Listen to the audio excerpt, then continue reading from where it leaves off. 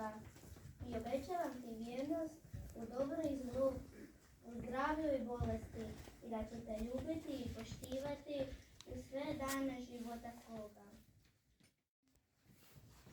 Mladoženja uzmeš prsten i staviš mladenki na ruku. I sad kažeš. Larisa, primi ovaj prsten i znaku moje ljubavi i moje vjernosti u ime Oca i Sina Duha Svetoga.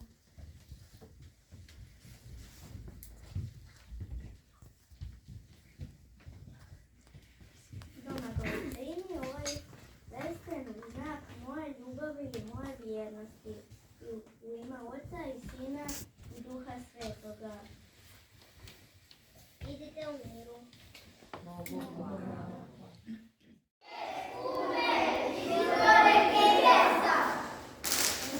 Je li ima djece u publici da pogledamo?